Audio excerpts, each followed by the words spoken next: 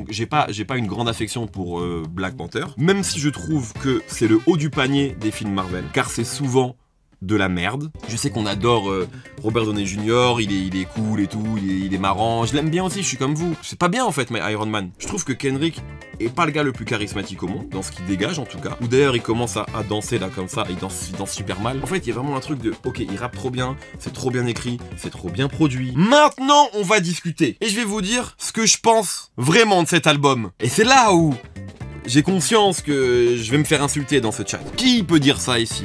Georgia Smith me connaît. Il n'y a pas photo entre To Pimp a Butterfly et Nothing Was The Same par exemple. Les gars, Donda 2 me parlait même pas. Franchement, moi je vous le dis. Même les gens qui vont lui trouver des excuses parce qu'ils sont fans, les gars, la musique n'est même plus intéressante. Et en fait, je pense que c'est un album qui va pas rester comme une des grandes œuvres de Kendrick Lamar. Mehdi parle du Lazy Flow de Kendrick. Tu veux que je dise quoi sur le Lazy Flow de Kendrick, frérot? Oui, il a parfois un lazy flow. Bonjour tout le monde. Bonjour. J'espère que ça va. Remets la musique. Je suis là pour parler aussi quand même. Aujourd'hui, c'est une tier list spéciale Kendrick Lamar. On va en parler un peu après. J'attends qu'il y ait des gens qui arrivent. J'attends déjà 12h30. Jamais écouté Kendrick, mais je suis prêt à débattre quand même. J'aime ça. Les gens qui veulent juste parler et critiquer, c'est complètement l'esprit. Un contenu qui s'annonce polémique. Nicolas Rogès, let's go. L'expert français. Je vous conseille de lire le livre de Nicolas Roger sur Kendrick Lamar, je vais vous mettre la cover tout de suite. Je pense que c'est le livre, moi je l'ai lu bien sûr, j'ai eu cette chance là, Nicolas me l'avait envoyé et ça m'a beaucoup aidé, même pour comprendre et apprendre beaucoup de choses sur Kendrick Lamar. 166 € la fausse. Ouais les gars, c'est n'importe quoi. D'accord, c'est Kendrick, d'accord, c'est César, mais c'est beaucoup trop cher. Je me demande combien ça coûtait Michael Jackson au Parc des Princes dans les années 90. Et j'ai eu la chance d'y aller. Avec ma mère à l'époque et mon cousin. L'inflation, c'est terrible. 165 francs, Michael Jackson au parc, apparemment, tribune pelouse. Donc c'est quoi? C'est un peu plus de 15 €. Ça doit être du 17 balles, 18 € aujourd'hui. Tu te rends compte? Tier list Kendrick Lamar. On va se prendre sa discographie. On va commencer à partir de Overly Dedicated. On va pas faire les projets d'avant, notamment le EP Kendrick Lamar. On commence 2010, Overly Dedicated. Ok? Classique ultime, tout le monde est d'accord. Excellent album. Voilà, je suis très inspiré, hein, comme vous pouvez le voir. On s'emmerde, tu nous fais chier, et nul.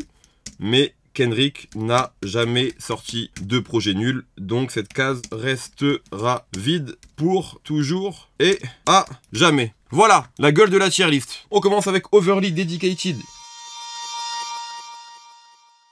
Septembre 2010, le 14 septembre, exactement. C'est avec Overly Dedicated que vraiment je commence à écouter Kendrick Lamar. Fin des années 2000, je le connais déjà, grâce notamment à un pote à moi qui était fan du son West Coast, et notamment qui traînait beaucoup sur un site, je sais pas s'il existe encore, qui s'appelle DubCNN. Et donc il me parlait beaucoup de Kendrick Lamar, parce qu'il était vraiment cité comme la relève, et en plus, Kendrick, il arrive aussi à un moment où, dans les années 2000, on dit un peu que la West Coast, elle est éteinte, alors qu'il y avait des trucs mortels, mais en tout cas, il y avait plus de stars. La seule vraie star des années 2000 qui a émergé, c'est The Game, quoi. Mais qui avait le parrainage de 50, etc. Donc, Kendrick, il arrive un peu dans un moment un peu plus mou, entre guillemets, pour le rap californien. Et donc, il y a vraiment déjà autour de lui un truc de c'est lui, quoi. C'est lui le prochain, etc. Et d'ailleurs, je trouve que c'est un truc, ça, qu'il a toujours un peu suivi dans sa carrière, le côté un peu sauveur. Sauveur soit de la West Coast, sauveur du rap, sauveur du mumble rap, enfin tu vois, genre il va nous sauver des mumble rappers. Tu sais, il y a vraiment toujours un truc, genre Kendrick, c'est le sauveur, le chevalier. Et donc il avait déjà ce truc-là. Moi, j'avais pas écouté les premiers projets avant, je les ai écoutés après. Mais donc c'est vraiment avec Overly Dedicated que je le découvre. Et donc c'est une mixtape, c'est pas un album, hein, c'est une mixtape qui, d'ailleurs, a vendu 12 000 exemplaires en octobre 2012. Voilà, en 2 ans. C'est un peu vendu. Je vais être très clair avec vous, j'adore ce projet. Voilà. Il y a des trucs vraiment mortels. Michael Jordan avec Schoolboy Q, c'était incroyable. Il y a Jhenéaiko, déjà ce Growing Apart. J'adore ce morceau. Moi, ce qui me choque à l'époque, c'est le gars, j'ai l'impression que c'est déjà archi accompli, archi abouti, c'est trop bien produit. D'ailleurs c'est un truc, ça je trouve, qui caractérise un peu toutes les sorties TDI, c'est-à-dire que c'est toujours super léché, quoi. Là le dernier, est-ce que vous avez écouté le dernier album de Revogn? C'est une signature TDI qui est sortie la semaine dernière, c'est super bien encore, c'est trop bien. Mais tout en fait, tout est bien, quoi. Genre il y a pas de mauvais projet sorti par TDI, je trouve. Tu peux être un peu déçu par un truc, quoi, mais de Isaiah Rashad à Absol à Doechii aujourd'hui, incroyable. Et dès le début, il y a vraiment quand même un soin au fait de bien développer les artistes, de créer un vrai bel univers. Donc voilà, donc en tout cas Overly Dedicated pour moi c'est une très bonne mixtape. Je sais pas ce que vous en pensez, c'est déjà super bien écrit. En fait il y a un peu tout, C'est pas encore aussi fort que ce que ça va être, notamment sur le projet d'après, mais c'est très solide. Et surtout, c'est vraiment la tape d'un jeune rookie qui a envie de tout bouffer, quoi. Mon seul reproche, et ça jusqu'à Section 80, c'est certains refrains. Moi, un reproche que j'ai avec Kendrick à cette époque-là, mais qui ne concerne pas la musique, c'est plus les clips que je trouvais éclatés. Et je trouve que jusqu'à To Pimp a Butterfly, les clips, ils sont nuls de Kendrick. Ils sont super mous. Et après, avec To Pimp, il commence vraiment à avoir des clips incroyables. Et maintenant, il a des clips géniaux. Mais avant, vraiment, je trouvais ça flingué, ces clips super mous. Et comme, pardon pour cette tech, je trouve que Kendrick est pas le gars le plus charismatique au monde, dans ce qu'il dégage en tout cas. Quand c'était des clips où on le voyait juste lui en train de péra, ça dégageait pas un truc de fou, quoi. À la limite, si tu le vois rapper dans une radio en train de découper, là il y a un truc qui se passe directement parce qu'il est trop fort, mais juste en train de faire un playback, j'aimais pas trop. Je trouve que Kendrick, il y a un peu un côté, et d'ailleurs je pense que c'est aussi un des étudiants de ce rappeur là, mais il y a un côté un peu Nas, dans le sens où, moi Nas c'est un peu pareil, c'est-à-dire que quand il commence à rapper c'est trop fort, mais j'ai pas forcément envie de voir Nas, enfin je sais pas, je le trouve pas archi charismatique dans ses clips non plus. Alors qu'il y a des rappeurs, t'as envie de les voir Flex, t'as envie de les voir Pera, je sais pas, Kendrick en fait, j'ai juste envie d'écouter sa musique, mais je trouve qu'il dégage pas ce truc, t'as pas forcément envie de le voir à l'écran, en tout cas moi je trouve. Ouais, 50 c'est un très bon exemple, bien sûr. 50, tu vois, c'est direct spectaculaire. Kendrick, rap frérot, t'es le meilleur rappeur du monde, tous ces derniers clips ils sont très chauds, mais moi j'aime pas quand il danse, tu vois, je le trouve pas très stylé, j'aime pas comment il s'habille, tu vois, même si c'est la phrase qu'il dit sur Drake, tu vois, je trouve que Drake par exemple, je trouve qu'il dégage un truc visuellement, tu peux le détester etc, mais je trouve qu'il se passe quelque chose. Kendrick je le trouve visuellement un peu fade, pas au micro évidemment, au micro il est trop fort, mais ouais les barres se suffisent elles-mêmes, exactement, ce qui est en vrai trop bien, c'est peut-être là la victoire. Tu vois, en fait c'est ce qui compte qui a fait que Kendrick est là où il est. Dans la tier list qu'on a fait, on peut le mettre en bon projet, même si j'ai un peu envie de dire très bon projet. Bon projet, on est ok. Le projet suivant, il sort l'année d'après, c'est Section 80, qui est le premier album de Kendrick en réalité. On dit toujours Good Kid, Mad City parce que Good Kid, Mad City c'est le premier en major, etc. Mais Section 80 est son premier album. Soundwave évidemment en producteur principal. Il y a aussi une prod de J. Cole sur High Power, qui est un morceau exceptionnel. D'ailleurs, il y avait à l'époque cette espèce de projet qui devait être un projet de Kendrick produit par J. Cole. Et puis il y a quelques-uns pour moi des morceaux les plus emblématiques de la carrière de Kendrick Lamar. Je pense à High Power que je viens de citer, je pense à ADHD qui a un clip catastrophique encore qu'on va peut-être regarder, mais le morceau est fou. L'intro Fuck Your Ethnicity, mais est-ce qu'on se rend compte de la qualité de ce morceau? No Make-up, c'est exceptionnel. Chapter 10, non on va écouter ça, Blow My Eye je crois après. Blow My Eye c'est exceptionnel les gars. C'est trop bien Section 80, c'est vraiment trop bien. En fait, il y a vraiment un truc de, ok, il rappe trop bien, c'est trop bien écrit, c'est trop bien produit, tout est parfait. Qu'est-ce que vous voulez que je vous dise? Kendrick, il s'arrête après ça, c'est déjà super. Et il y a des gens qui écoutent Kendrick qui n'ont jamais écouté Section 80. C'est presque vu comme une pièce mineure dans la carrière de Kendrick Lamar, alors que c'est trop fort. C'est vraiment trop fort. Pour tout vous dire, j'avais un peu la flemme de faire Cherise Kendrick Lamar, mais c'est celle qu'on m'a demandé après celle que j'ai faite sur Drake. Parce qu'en fait, Kendrick, il va y avoir un peu bien sûr, de bémol après, on va en parler, mais il n'y a pas de mauvais projet. Tout est au minimum très bien. Donc c'est un peu chiant quoi. Il n'y a pas vraiment de débat. Quand on a fait celle sur Damso, il y a une semaine ou je sais plus, bref, il y avait quand même... Il y a des débats, il y a des albums que certains aiment, que d'autres détestent, etc. Là sur Kendrick, il va y en avoir un peu après, mais c'est dès le début, c'est trop chaud. C'est presque chiant en fait. c'est presque trop fort. Tu vois, si on avait fait même un mec comme J. Cole, qui a aussi ce côté un peu scolaire, amoureux du rap, etc. J. Cole, il y a plus de débats. Il y a des albums que certains n'aiment pas, etc. Kendrick, voilà, c'est super, quoi. C'est super. Bref, je propose qu'on le mette en excellent projet. Voilà, c'est pas un classique ultime de la musique, mais c'est un excellent projet. Pourquoi c'est le rappeur ultime? C'est parce que c'est la synthèse de tout le rap en fait. Kendrick, il est autant inspiré par le Wu-Tang que par Lil B, autant inspiré par UGK que par Nas. C'est le rappeur ultime. C'est la synthèse de tous les sous-genres de rap américains. Et il masterise tout. Il peut aller rapper sur un boom bap, tu vois, il va tout défoncer, ou sur un truc très californien comme King Kunta, ou... Enfin, c'est le rappeur ultime quelque part, parce que il arrive à synthétiser tout ce truc-là. Je me souviens, une fois dans la sauce, on avait un débat avec Hubert à l'époque, il me disait « Ouais, mais je trouve qu'il est pas assez... il a pas l'air West Coast », parce qu'en fait, souvent, le côté West Coast, on garde le côté G-Funk. C'est un peu ça, nous, l'image qu'on a de la West Coast, c'est la G-Funk, etc. La West Coast, c'est plein de choses différentes, et effectivement, il est toujours resté super attaché à la scène californienne, et en fait, c'est aussi quelqu'un qui est un peu un héritier de tout ce qui est la scène underground de Californie, tu vois, les groupes comme Project Blowed, comme Freestyle Fellowships, etc. C'est vraiment, il vient aussi de ça. Voilà, on va passer à Good Kid, Mad City. Et bon, bah, qu'est-ce que vous voulez que je vous dise sur Good Kid, Mad City? On va aller là, et on va le prendre ici, on va le mettre ici, et puis voilà. Maintenant, on va discuter. Et je vais vous dire ce que je pense vraiment de cet album. Et c'est là où j'ai conscience que je vais me faire insulter dans ce chat. Pendant longtemps, dans le rap américain, souvent les albums étaient un peu comparés à Illmatic. Illmatic était l'album parfait du jeune rappeur, 19 piges, il a les meilleurs producteurs new-yorkais, etc. Et je pense que Good Kid, Mad City a été ça au début de la décennie passée. C'était devenu le nouveau maître étalon de ce qu'est un grand album. Pas de problème. Le côté storytelling, le fait qu'il... Enfin, tout était parfait. Dans le décorum, dans le niveau de rap. Il y a des morceaux très emblématiques qui, je pense, font aussi partie de la mythologie à la fois de Kendrick, mais aussi du rap américain moderne. Je pense que Bitch Don't Kill My Vibe, c'est même rentré dans la pop culture. Pareil pour Money Trees. Il y a vraiment des morceaux qui sont rentrés dans l'histoire du rap et de la culture même musicale noire américaine. Il y a quelque chose qui s'est passé avec Good Kid, Mad City et quand même une claque à tout le monde. Maintenant, c'est l'album de Kendrick Lamar que je réécoute le moins. Oui, je réécoute plus Moral and the Big Steppers, mais c'est subjectif, les gars. Déjà, c'est un projet qui est court, 12 titres. 15 si tu prends les bonus, et d'ailleurs, dans les bonus, The Recipe avec Drake était sorti avant, je l'adore, et je suis un peu triste qu'il soit pas vraiment dans la version officielle. On va dire qu'il fait 12 morceaux. Quand sur un projet de 12 tracks, il y a 3-4 morceaux que j'ai pas envie de réécouter. Poetic Justice avec Drake.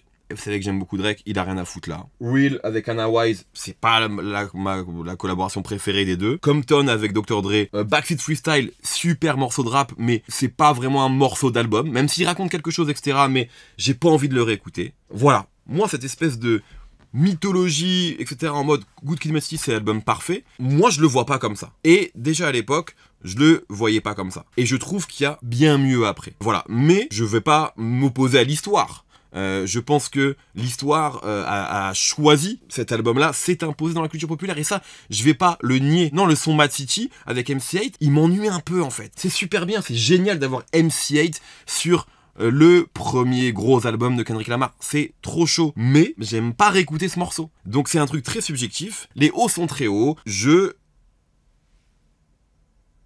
n'ai pas envie de le réécouter autant que ça. Je ne peux pas ne pas le mettre en classique. Mais voilà, d'un point de vue très subjectif, je le trouve, je vais pas dire surcoté, parce qu'on va me casser la gueule, hein. Il y a des gens qui vont m'attendre à la sortie du studio. Je trouve qu'on en fait un poil trop autour de l'espèce de perfection présumée de Good Kid, Mad City, alors que, on est d'accord, il y a des morceaux que même vous trouvez pas parfaits. Et je pense aussi que c'est une époque, je pense que ici il y a plein de gens, et c'est normal, qui ont commencé aussi à écouter. Vous savez, c'est une époque où, je pense que si vous avez entre la vingtaine et la trentaine, les débuts des années 2010, c'est un moment super important pour vous. Je pense que c'est aussi un album très important, parce que moi aussi, en vrai, je suis peut-être plus âgé que beaucoup d'entre vous, je m'en souviens très bien, je suis un peu nostalgique de cette époque-là aussi, donc forcément, moi je me souviens vraiment de soirées où on écoute Money Trees, on écoute Bitch Don't Kill My Vibe, c'est partout, mais c'est pas parfait. C'est un classique perfectible. Après, dans toute cette génération de rappeurs de cette époque-là, c'est celui qui a le mieux négocié, et de très loin, le premier album en major. Parce que si tu regardes le premier J. Cole, c'est pas au niveau de Forest Hills Drive, etc., ce qu'il fera après. Tu regardes Drake avec Thank Me Later, on en a parlé ici, c'est un bon album, et ça n'a rien à voir avec Good Kid, Mad City. Même le premier album en major d'A$AP Rocky, c'est clairement, de toute cette génération-là, celui qui a donné le là, qui l'a le mieux fait. Je me souviens d'ailleurs, je crois que je l'avais vu en concert à cette époque-là,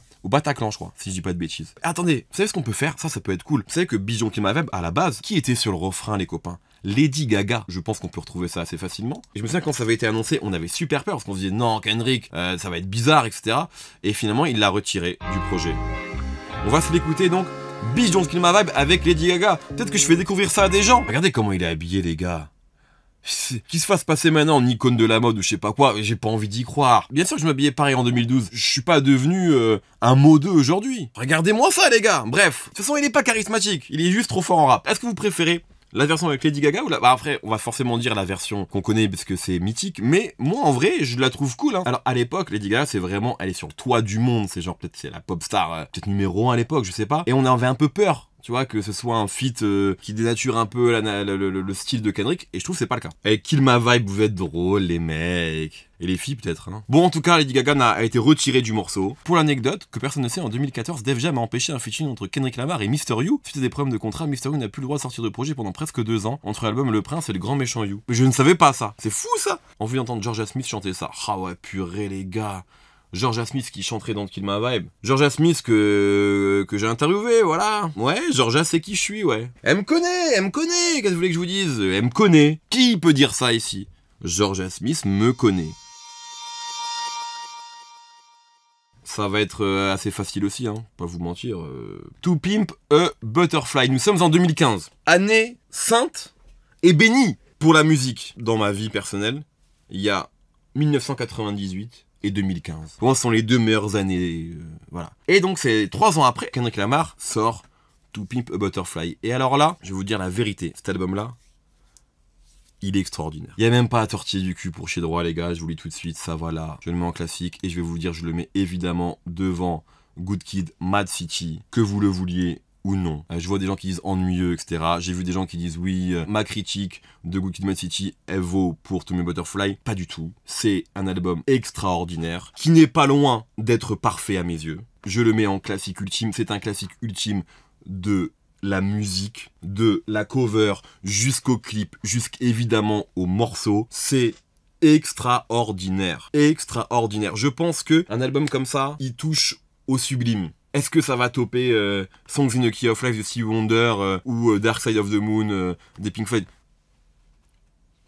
Je sais pas, mais je pense qu'il fait partie de ces albums-là, comme My Beautiful Dark Twisted Fantasy de Kanye, comme c'est des albums qui touchent au sublime. C'est pas juste plein de très bons morceaux, il y a autre chose qui se passe. Phénoménal en termes de rap, phénoménal en termes de production, aussi dans ce que ça raconte. On parlait tout à l'heure de synthèse de tous les genres de rap chez Kendrick, il y a aussi comment il ingère des années d'histoire de musique noire américaine et qu'il en fait quelque chose adapté à son époque, adapté à l'Amérique des années 2010. Des albums qui rendent hommage à la musique noire américaine, qui vont sampler du jazz, etc. Il y en a plein, il n'a pas inventé ça. Mais le faire de cette manière-là, tout en le rendant très très pertinent par rapport à l'époque dans laquelle ça sort, c'est extraordinaire. Le faire en s'entourant de quelques-uns des meilleurs producteurs comme Thundercat ou Flying Lotus, toute cette scène-là, cette scène jazz californienne qui était Kamasi Washington, des gens qui ont énormément bénéficié aussi de la résonance de cet album-là, c'est fou. Tout en ayant un niveau de rap phénoménal, tout en ayant une capacité aussi, lui, à aller très loin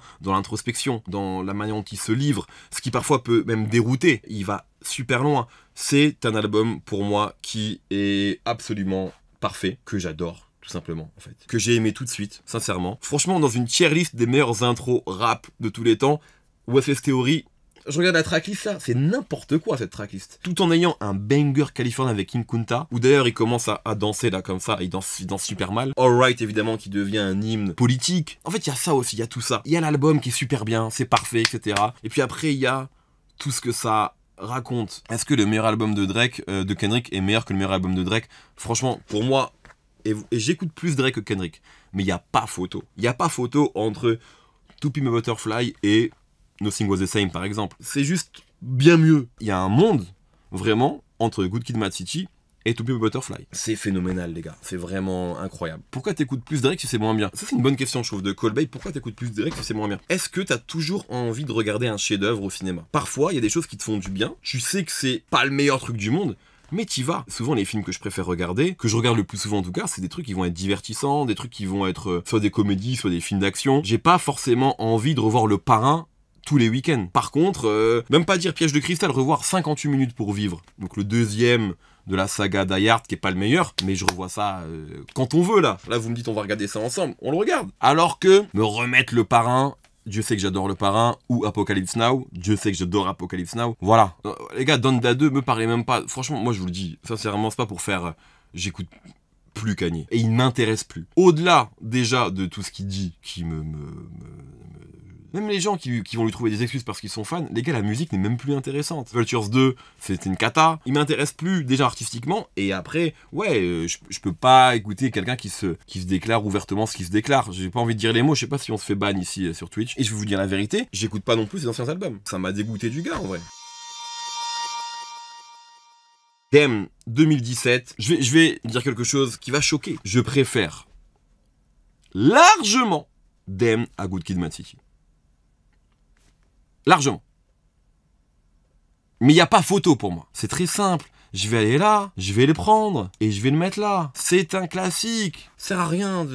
Damn, c'est une très bonne version de pop rap. C'est pas trop cérébral, mais ça reste bien écrit et bien produit. Price, c'est un truc de fou. Ouais, puis même le côté pop rap, moi je suis pas d'accord parce que les tubes de Damn, c'est DNA Humble. C'est du rap. Ah ouais, j'ai oublié Untitled, t'as raison. On va le mettre après Untitled. 2017, c'est le moment du streaming, etc. Les ventes, les streams sont pris en compte dans les ventes. Et je me souviens que moi je suis chez Deezer à ce moment-là, et donc on commence à avoir plein de tubes rap numéro 1 des charts. C'est l'époque où t'as Bad and Bougie, où t'as eu Black Beatles, et donc Kendrick un peu après. C'est marrant parce que Loyalty avec Rihanna, qui me semblait être le tube, et pas vraiment devenu un énorme tube. J'adore ce morceau. C'est un no-skip. C'est un vrai no-skip. Je trouve que la comparaison avec Good Kid, elle est pas déconnante parce que c'est des projets qui font à peu près la même durée. C'est des projets très rap quand même, les deux. Tout en ayant quand même un concept. Il y avait même plein de théories. On pensait qu'il allait avoir une suite Nation et que ça ferait Damn Nation. Il nous avait tellement habitué à un truc dantesque avec To Pimp a Butterfly. Moi, j'ai bien aimé le côté, on revient à un projet ramassé, rap. Il a réussi à rendre un feat avec U2 cool. Et quand je vois sur le tracklist, je me dis, qu'est-ce qu'il a fait? Et le morceau est trop bien. C'est vraiment génial, quoi. Là, à ce moment-là, l'équipe, il commence à vraiment être chaud. Là, il se passe quelque chose visuellement. Je pull up, désolé, je pull up. Moi, c'est ça que je veux voir dans le rap. C'est ça, en fait.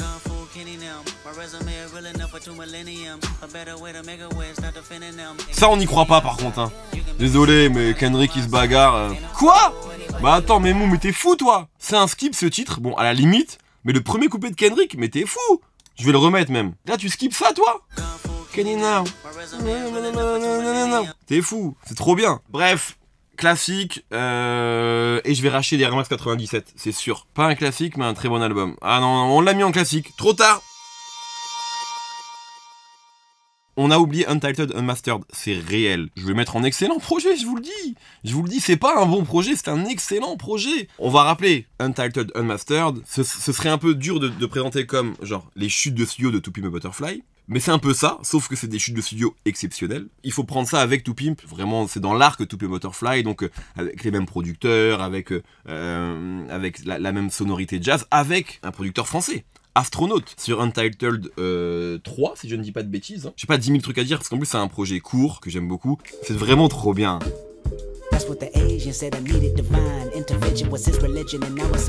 Bon, c'est trop bien. J'adore ce projet. Mais voilà, en plus, ce qui est bien, c'est qu'il y a les dates du moment où il a fait les morceaux sur les titres. Donc, tu vois, ça, c'est un morceau de 2013. L'album est sorti en 2015. Ça montre aussi, je pense, là, le mood dans lequel il était pour préparer To Pimp a Butterfly.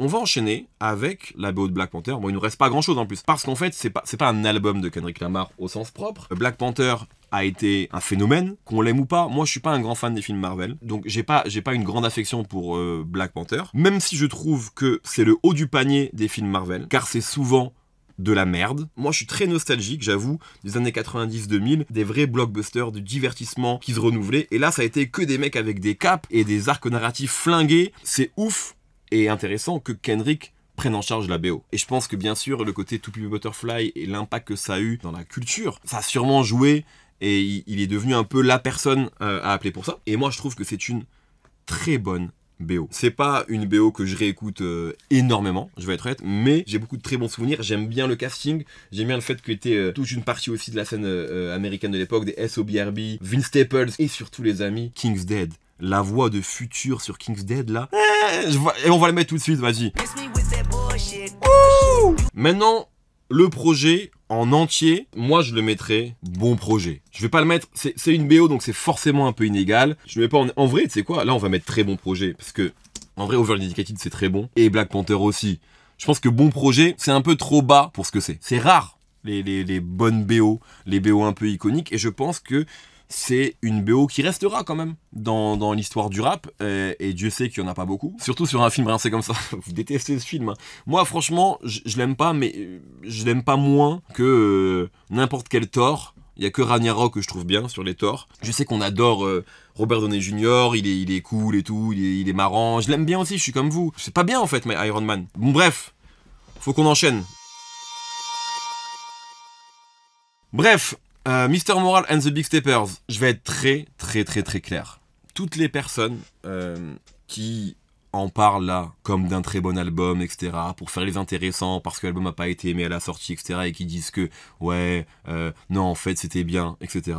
Eh ben vous avez raison. Mr. Moral and the Big Steppers est un excellent album. Et regardez ce que je vais faire. Regardez, c'est très simple. Je le prends, il est là, la cover est magnifique par ailleurs, et je le mets là. C'est tout, c'est tout, c'est tout, c'est tout. C'est un excellent album. Si vous me dites que ça c'est pas bien, mais je ne sais pas ce que vous écoutez. Envoyez-moi votre playlist. Si vous me trouvez 10 albums de rap mieux écrits, rappés, produits, que Mr. Moral and the Big Steppers sorti en 2022, bravo, j'applaudis. Le problème de cet album, Damned a été un album rempli de bangers, on en a parlé, il y avait une partie du public qui voulait ça, qui voulait en fait que Kendrick redonne quelque chose de similaire un peu à Damned. Effectivement, il y a eu une attente, mais moi l'attente autour de l'album, je la trouve dans l'album, dans les thèmes, dans les textes. C'est un album qui est super dense. Un double album dans lequel il raconte énormément de choses. Moi, les 5 ans d'écart, je les capte en fait, je les vois.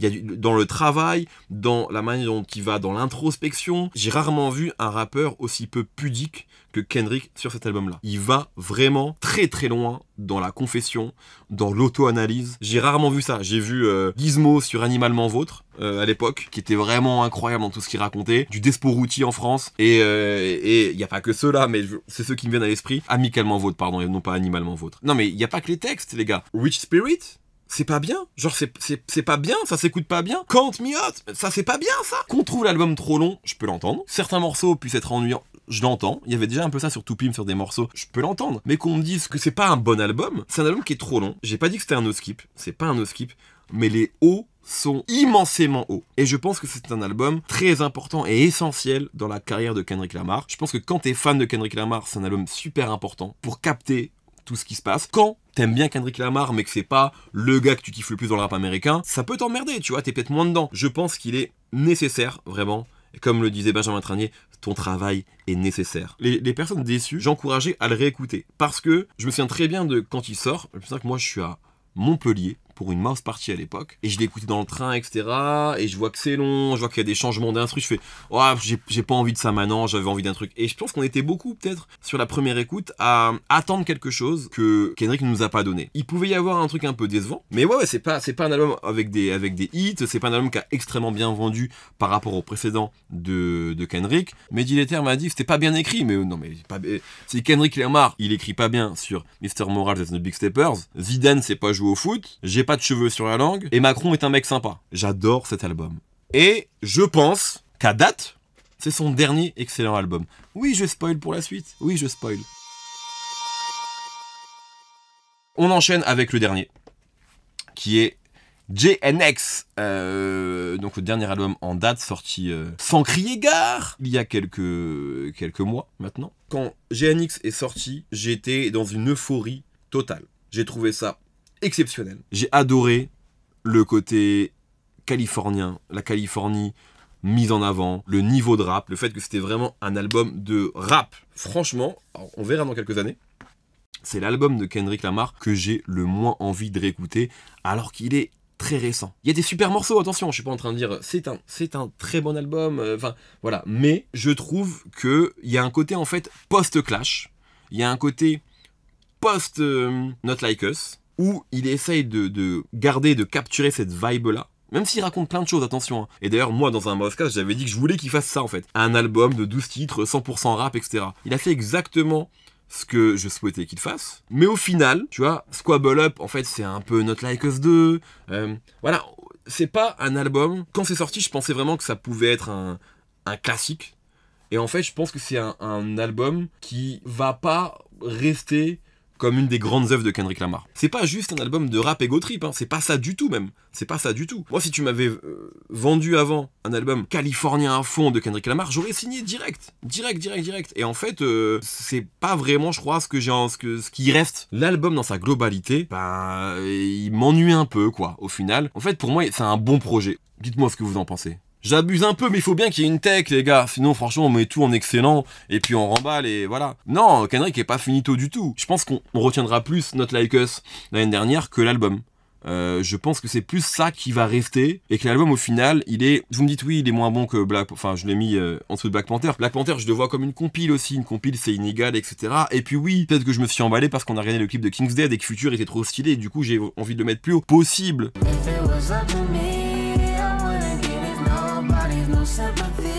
Je pense en vrai, je vous dis la vérité, j'ai un peu exagéré, voilà. Je vais le mettre là. Je voulais avoir une tech, mais en fait tout est bien, tout est très bien, voilà, je peux pas. Si je dis que ça c'est un bon album, la plupart des choses que j'écoute toute l'année c'est moins bien que ça. Y aurait-il pas un peu d'hypocrisie sur Kendrick et son côté contre-culture à fond alors que les places de concert sont abusées, son flow au Super Bowl s'adresse qu'aux initiés? Bah en fait, je pense que Kendrick justement, il parle très bien de ces contradictions-là dans sa musique. Sur Mr. Moore and the Big Steppers, il parle de tout ça en fait. Du côté, pas hypocrite, mais en tout cas des contradictions qu'il peut y avoir dans son comportement, dans sa musique. Donc c'est pas... Il en parle, il en est conscient. Voilà, donc mais oui, je pense qu'il y a un peu d'hypocrisie parfois de la part du public. C'est sûr qu'il y a un peu un deux poids deux mesures des fois, mais bon. Voilà, bon, sans surprise, hein, tout est au minimum très bien avec Kendrick Lamar, qui a une carrière exceptionnelle. Mehdi parle du Lazy Flow de Kendrick. Tu veux que je dise quoi sur le Lazy Flow de Kendrick, frérot? Oui, il a parfois un Lazy Flow. Merci à Kendrick, parce que quand même, ça fait maintenant plus de 15 ans qu'il nous donne de la musique extrêmement qualitative, qu'il a largement élevé le niveau du rap, qu'il a sorti au moins 3 classiques à mes yeux, qui sait tout faire. Et oui, je pense que Kendrick Lamar, surtout, aujourd'hui, il est dans la discussion dans la discussion du plus grand rappeur de tous les temps. Vraiment, je pense qu'il est dans la discussion pour être le GOAT. Après, c'est toujours très compliqué de mélanger les époques, de comparer les époques, ça c'est valable pour tout, pour le foot, pour le cinéma, pour tout, mais il est dedans. Voilà, il est dedans. Classique ultime, To Pimp a Butterfly, Damn, Good Kid, Mad City. Excellent projet, Section H.E., Mr. Moral and the Big Steppers, The Untitled Unmastered. Très bon projet, Overly Dedicated, la BO de Black Panther et GNX. Voilà, let's go. Les gars, j'ai très peu dormi cette nuit. Il est temps que je m'en aille, je crois. Il faut que j'aille dormir.